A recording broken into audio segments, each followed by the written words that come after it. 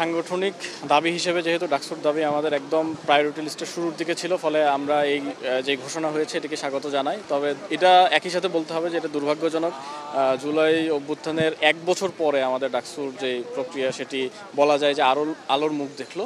তো এক্ষেত্রে আমরা তারপরেও এটিকে স্বাগত জানাই এবং আমরা আশা করি যে এই যে তফসিল ঘোষণা হলো এর মাধ্যমে একটি অংশগ্রহণমূলক এবং অবাধ এবং সুষ্ঠু নির্বাচন অনুষ্ঠিত হতে যাচ্ছে এবং আমরা আগে যেমনটা দেখেছি 2019 সালের যে ধরনের নির্বাচন হয়েছে সে ধরনের নির্বাচন আমরা কেউই চাই না।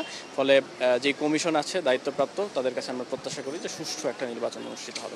এটি হয়তো তারা তাদের জায়গা থেকে দেখছেন, এটি যদি হয় তাহলে সবচেয়ে ভালো হয়। তবে আমরা মনে করি এখনও কিছু চ্যালেঞ্জ আছে, তবে সেই চ্যালেঞ্জগুলো আগে যেমনটা দেখা যেত অনেক বেশি শক্তিশালী, তারা আগের চাইতে অনেক বেশি নমনীয় এবং যারা ডাকসু চান এবং ডাকসু বাস্তবায়নের ক্ষেত্রে যারা কাজ করে যাচ্ছেন আমরা মনে করি যে তাদের এই ক্ষেত্রে যদি তাদের সেই সাহসটা দেখাতে পারেন তাহলে যেই তারিখ ঘোষিত হয়েছে এর ভেতরে সকল কার্যক্রম সম্পন্ন করে ডাকসু বাস্তবায়ন করা সম্ভব। ডাকসু নির্বাচন নিয়ে যে কয়েকটি মিটিং হয়েছে বিশ্ববিদ্যালয় প্রশাসনের সাথে সেগুলোতে আমরা প্রত্যেকটি ছাত্র সংগঠনকে দেখেছি যে তারা ইতিবাচক মতামত দিয়েছেন।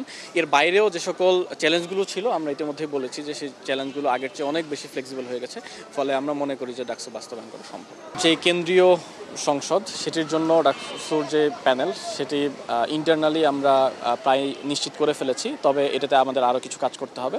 এক্ষেত্রে আমরা আশাবাদী যে আপনারা যখন দেখবেন প্যানেলটা যথেষ্ট ইনক্লুসিভ হবে এবং আমরা চাইব সবাইকে সাথে নিয়ে, এবং এক্ষেত্রে সবাইকে সাথে নেওয়ার ক্ষেত্রে আমরা যে বিষয়টি সবচেয়ে বেশি লক্ষ্য রাখবো যে জুলাই আন্দোলনে তাদের কন্ট্রিবিউশনটা কেমন ছিল তাদেরকে আমরা সাথে নিচ্ছি, এর বাইরেও যারা অ্যাক্টিভিস্ট আছেন তাদেরকে আমরা সাথে নিব।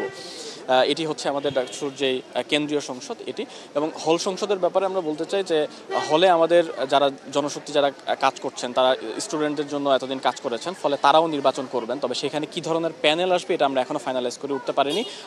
যারা শিক্ষার্থীরা আছেন হলে তাদের সাথে নিয়ে আমরা এক ধরনের একটা প্যানেল দেওয়ার চেষ্টা করব, সেটা নিয়ে কাজ চলমান আছে।